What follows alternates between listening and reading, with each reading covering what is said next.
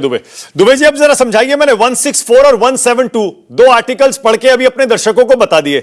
अब आप मुझे यह बताइए कल ये विधानसभा का कार्यकाल खत्म हो रहा है, the assembly will cease to exist tomorrow. इसके बाद भी क्या मुख्यमंत्री बना रहता है क्या? क्योंकि वो तो पद की शपथ लेता है। दुबे जी नहीं, मुख्यमंत्री अगर जब तक नया मुख्यमंत्री अपॉइंट नहीं होता और पुराने वाले को बर्खास्त नहीं करते तब तक वो कंटिन्यू रहता है। लेकिन यहां आप आर्टिकल 324 साथ में पढ़िए, 164, 172 और 324।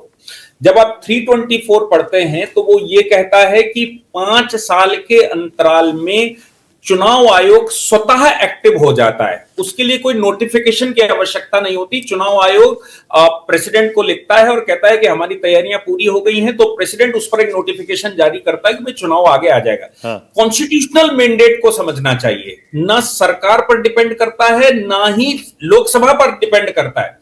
आपको केशवानंद भारती का जजमेंट याद होगा। केशवानंद भारती में सुप्रीम कोर्ट ने कहा था कि लेजिस्लेटिव नेक्सस भी स्वीकार नहीं की जा सकती। लेजिस्लेटिव नेक्सस का मतलब है पार्लियामेंट भी अगर कोई कानून ऐसा बनाती है जो संविधान के मैंडेट के विरुद्ध जाता है तो वो भी मान्य नहीं है। इसका मतलब यह हो गया कि सरकार या मुख्यमंत्री पर डिपेंड नहीं करता। वो अलग बात है कि औपचारिक रूप से नोटिफिकेशन गवर्नर जारी करता है, चुनाव आयोग जारी करता है, या फिर मुख्यमंत्री औपचारिक इस्तीफा देता है। ये केवल औपचारिकता है। कॉन्स्टिट्यूशनल मैंडेट में चुनाव आयोग को सीधा 5 साल में चुनाव करवाने का अधिकार है और उसके बाद रिप्रेजेंटेटिव ऑफ पीपल एक्ट के तहत सेक्शन 73 में वो एक सर्कुलर जारी करता है और प्रेसिडेंट को, गवर्नर को कहता है कि हमने चुनाव करवा लिया है, अब आपकी नई विधानसभा की ये लिस्ट हमने आपको दे दी। ठीक है। इसके लिए किसी मुख्यमंत्री को चुनाव आयोग को नहीं लिखना पड़ता, ना इस्तीफा देना पड़ता, ना कुछ करना पड़ता। ये कॉन्स्टिट्यूशनल मैंडेट है और कॉन्स्टिट्यूशनल मैंडेट जब इसको 172 के साथ पढ़ेंगे तो जैसे ही विधानसभा डिसॉल्व हुई उसके बाद विधानसभा का काम खत्म हो गया। अब ये दूसरा अंग है सरकार। सरकार के लिए जैसे ही गवर्नर नए जो मैंडेट आया है उसके अनुसार किसी को इनवाइट करेगा या कोई क्लेम करेगा और उसको शपथ दिलवा दी जाती है, वैसे ही पुराने वाला खत्म हो जाता है। आप मुझे बताइए कि नए चीफ जस्टिस को जब शपथ दिलवाई जाती है तो पुराने चीफ जस्टिस को क्या डिसोल्यूशन ऑर्डर होता है क्या? किसी को भी, मैं कहता हूं देश में किसी को भी उसका टाइम पूरा हो गया, वो एक्सपायर कर गया, उसके लिए कोई आदेश नहीं होता सर। आदेश केवल नए के लिए होता है कि उसको डिस्प्लेस कौन करेगा। इसलिए नए मुख्यमंत्री का आदेश तो होगा कि भाई आप आइए और अपनी विधानसभा में जाकर प्रूफ करिए।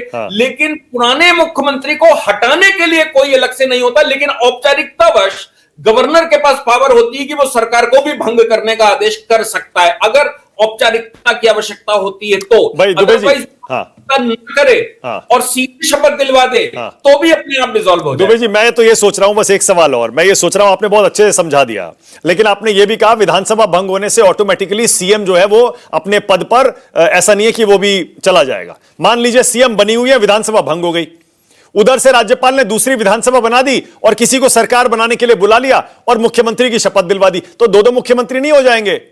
नहीं, ऐसा नहीं होता, ऐसा नहीं होता।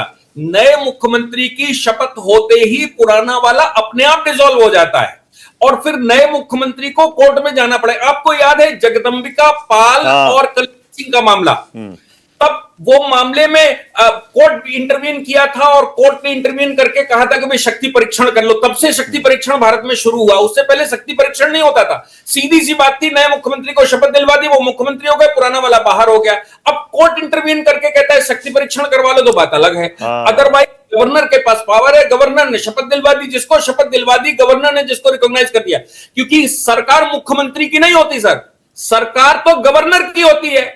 चीफ एग्जीक्यूटिव गवर्नर होता है और मुख्यमंत्री और मंत्री परिषद तो काउंसिल ऑफ मिनिस्टर जो होती है वो उसकी एड एंड एडवाइस के लिए होती है। उस एड एंड एडवाइस के लिए उसका एक प्रोसीजर है कि भाई किसको लोगे आप, किसको मुख्यमंत्री बनाओगे, किसको मंत्री बनाओगे, वो एक प्रोसीजर है, कॉन्स्टिट्यूशनल मैंडेट है। लेकिन डिस्क्रिशन तो गवर्नर के पास है।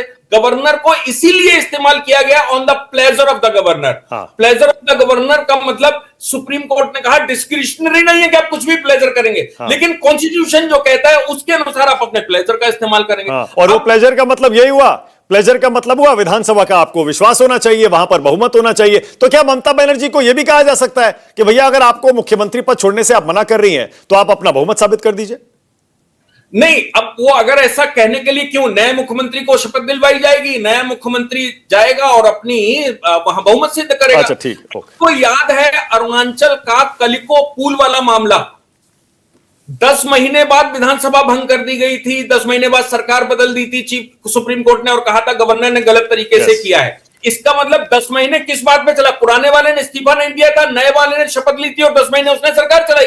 हाँ। और 10 महीने बाद सुप्रीम कोर्ट ने इंटरवीन किया और कहा गलत तरीके से हुआ था, इसलिए अब पुराने वाले को ही हम रीइंस्टीट्यूट करते हैं। तो इसका मतलब आप सुप्रीम कोर्ट में वो 10 महीने केस चला था, उसमें भी यही हुआ था कि नए वाले को शपथ दिलवा दिए, पुराने ने इस्तीफा नहीं दिया और नए वाले ने बहुमत सिद्ध कर दिया। बहुमत सिद्ध कर दिया तो पुराना वाला डिस्प्लेस हो गया। अब कोर्ट इंटरवीन करके कुछ करता है तो बात अलग है। ठीक है, बहुत बढ़िया।